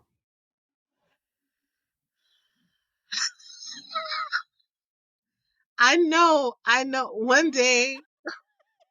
One day we're gonna hear "Back That Ass Up" on an R&B station, on a throwbacks. It's already on a throwback station, and I just Oh don't my know. I just god. don't know. I just don't know how I'm gonna feel about So it. Someone was like on a classic rock station. They played with Evanescence. Evanescence? Yes, I was like, I crumbled into dust and blew away. I'm like, "Really? I believe it, but really? Like, Green Day is classic rock now?" I'm like, "Fucking hell. Are they gonna put uh, where's the classic techno? Where do I find Where's that gonna live? my Trent Reznor and my Underworld? Come on, you guys, get with the program." They still decade it. They're like, "Techno by the '90s, techno by the 2000s," and I'm like, technically, most of the stuff that I like counts as a 2000. I feel like 1999 was a very odd year because a lot of the music that came out that year and a lot of the movies that came out that year, people consider part of the 2000s, but they weren't. They Mhm. were the late No, 90s. You know what I mean? no. Like The Matrix. The Matrix came out before the year 2000, Mhm. but people kind Oh, of it consider that a did. it did, yeah. I was in high school. Oh, wow. I was obsessed. That I one was too. and Keanu. Fight Fight Club, because Fight Club came out, I think, 2000. No! Fight Club is 24 years old? Fight Club is 23, 24 years old, something like that, yeah. No! The one No, that that bitch really can almost rent a car. right? The one that really kills me is Donnie Darko's that age too, and I'm like, Oh my god. "No."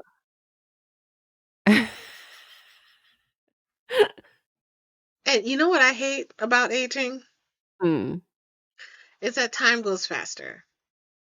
Oh my god, it goes so fast. That The more last time we year, experience, the faster it goes. I feel like last year didn't even exist. Was that a year? What episode are we on anyway? We're already up to, like, episode 35 or something, right? What? On what thing? On this Or thing, just in life? on the podcast. In life. What how do you episodically explain your life? Please tell me. I could. There's several different arcs that happen. There's so many different arcs that happen in my life. I could totally go through my life by arcs. Some of them happen concurrently. Actually, But that's yeah, probably true we're on because 'cause we've episode 27. 'cause we've got the high school arc, the middle school arc, Mhm. the college arc, the massage school Trauma arc. arc, The trauma arc is ongoing. ongoing arc, different traumas. We have our exes arc, Yeah, the those ex's arcs. arc is a different trauma than, like, the childhood trauma arc, and that's a Mhm. different trauma than the The current massage school arc. ongoing worldwide crisis trauma arc. Oh yeah, the apocalypse arc. I feel like that one's been going on forever, though. I wish that season would It end has. already. Me too. We're done I with it. Can we move on? we're This does not have to we're be One done Piece. with it. The writers need to wrap this shit up. We're never finding the One Piece, okay? We're giving up. Take us home, please. We don't Oh need it my to get gosh. progressively worse like it's been doing. Oh, so bad. So bad. So bad.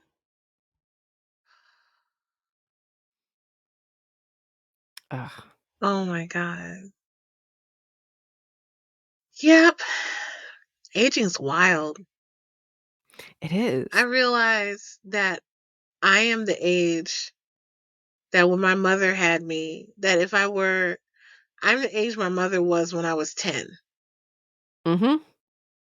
And I'm just like, damn. I'm the age my mother was when I was 12. So, wow. Mhm. Okay, my mom told me something weird the other day, and I'm wondering Mhm. if you know what could be causing it, because I have some inklings as to why.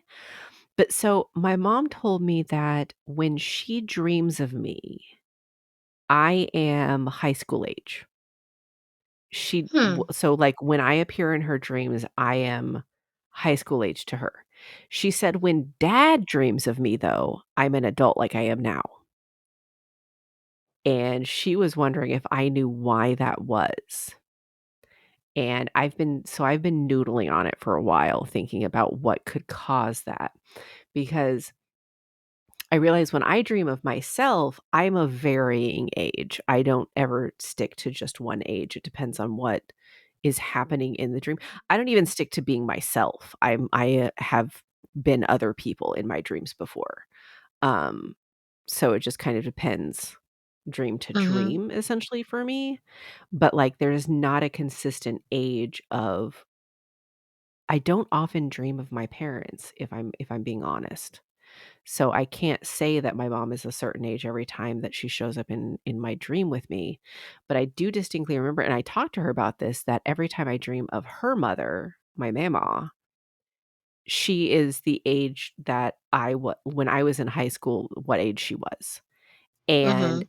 in every dream that I've had with her, she does not know that she's dead.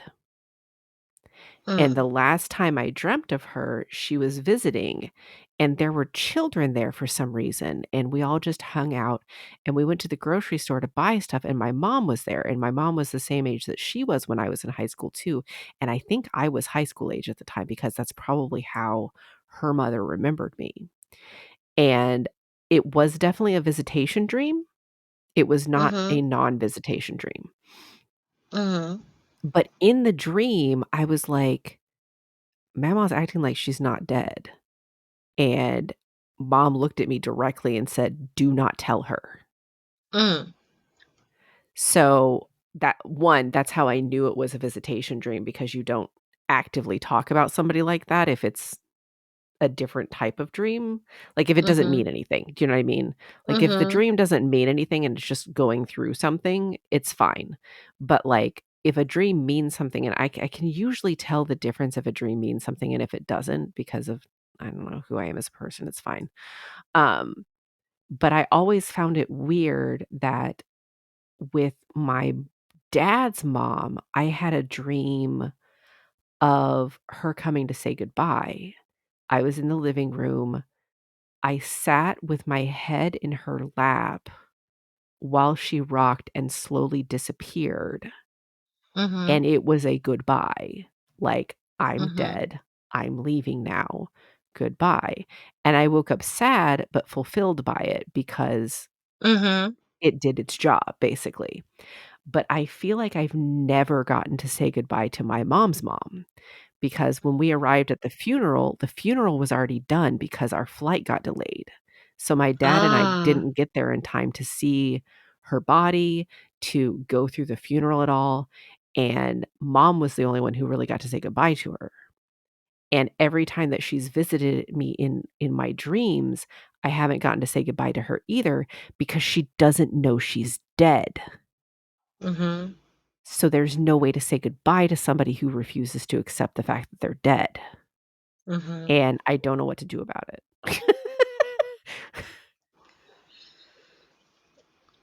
Well, there's two things you can do about it. You can just let it be, or you can tell her. Those She those are hasn't your visited only since. two She hasn't choices. Oh, visited since your since that mom, last one. Yeah, she might have overheard y'all talking. maybe, and just But you're decided not to s probably hmm, appearing as a teenager, um, and this is just my hypothesis, mm, but because that's where your mom sees you, and also if she's like holding on to her own mother, and that's the age you were when her mother mm. was alive, and that point became kind of frozen for her, and so maybe your mom hasn't accepted your adulthood as much as your father has. That actually makes a lot of sense. That makes a ton of sense, actually, because I think dad does see me as grown more than mom does, and I think it's because he accepts the fact that I just am who I am. You know what Mhm. I mean? He Mhm. he's never he has judged me, but he has never tried to control me. She has Mhm. tried to control me. So, it may be that she still sees me as a teenager who needs to be Molded. guided, while my dad's just Mhm. like, "Yeah, okay, she's crazy, it's Well, fine." Exactly, and I'm like, I kind of like that, like, I've felt that I can be a bit more open about certain things with my dad because of that fact, mhm. while there's certain Mhm. things I absolutely cannot talk to my mother about. Yeah. So, that's actually a really good point. I'll talk to her about that the next time I go visit, Mm. because she asked me about it, because she was curious as to why I was always a teenager to her in her dreams while I was an adult to dad about it. It has nothing to do with you. It totally has to do with her. It's like, Yeah. well, do you still see me subconsciously or consciously as a teenager? Mhm. Or is there some unresolved stuff that needs to be resolved that happened between us at this time on Oh, your there's a end? lot. There's a lot. Hmm. And instead of moving on, it just froze. So, Yeah. We had a really contentious relationship when I was a teenager,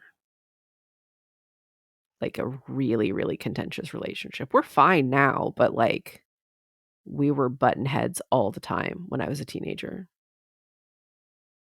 Mm, for various reasons. A lot of it was hormones because hormones making you absolutely insane apparently runs in the family. mm, It is what it is. Um, mhm. but I gotta, yeah, I'll think about that more. It's interesting. Yeah.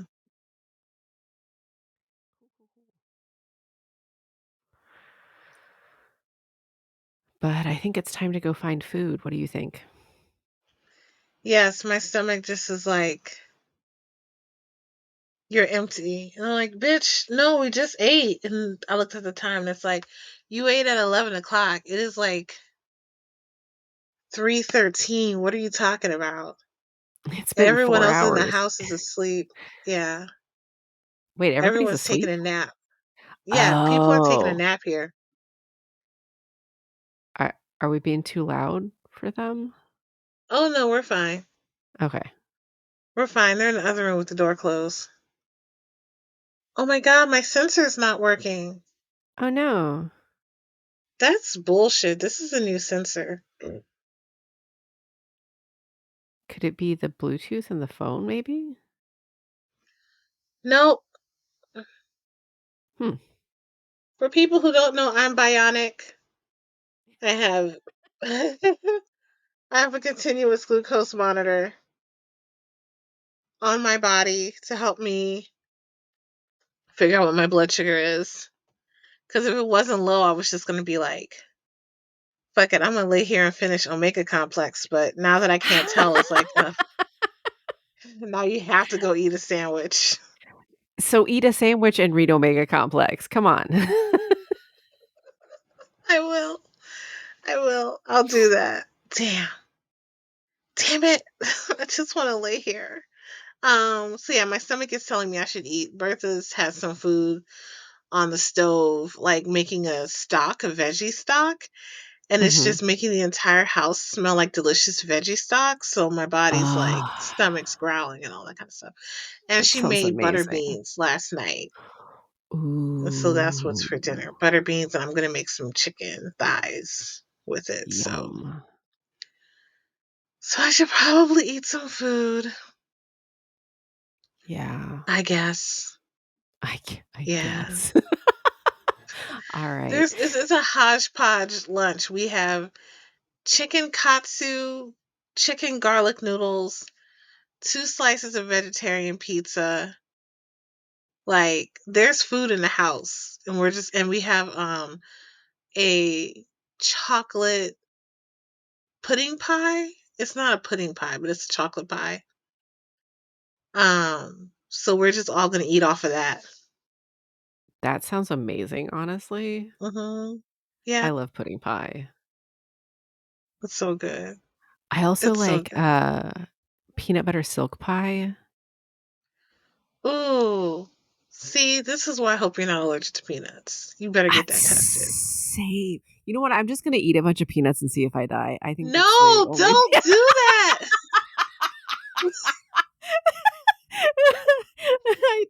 I told that to Ron too, and he was like, "What the fuck is wrong with you?" I'm like, "Well, I mean, I feel like I can just like test it out and see like if I eat I'm like, I have candy. I could just go eat these Kit Kats, and if the Kit Kats don't kill me, then it's not the chocolate. It's either the caramel, the nougat, or the peanuts, and then I'll just get some peanuts and I'll try that." And he's like, "Stop it. No, Just go get no, tested." no, no, no. We're gonna be so mad at you. We're gonna be so mad at you. We're gonna cast a circle. We're gonna throw BL into it. Some fucking This ramen. bitch died because of being stupid. So we are gonna resurrect your ass to slap you Yep, and send you back. yep. Yeah, I get it. I get it. It's I get it. okay. It's okay. If I have to lose an arm and a leg in that alchemy circle, then so be it. Attach Ron's soul to a suit of armor, so be it. I'm telling him you said that.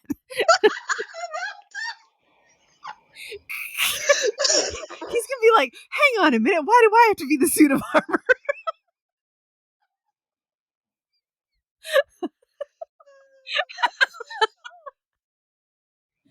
Oh my god. Ugh, I gotta watch Brotherhood again. I've never seen it. You've never seen it? I've never seen Oh my it. god. Should we add it Maybe to the we should put list? it on the list. Yeah. It's good. It's good. Full Metal Alchemist Brotherhood, not Full Metal Alchemist. Full Metal Alchemist Brotherhood. I will just say FMA. We'll know what it is. Mm-hmm. Oh. So if you were gonna leave anyone with anything after this episode, what would it be? Listen to yourself and be gentle with yourself because I feel like we aren't all the time. Mm-hmm. And that's not great. So No, it's not.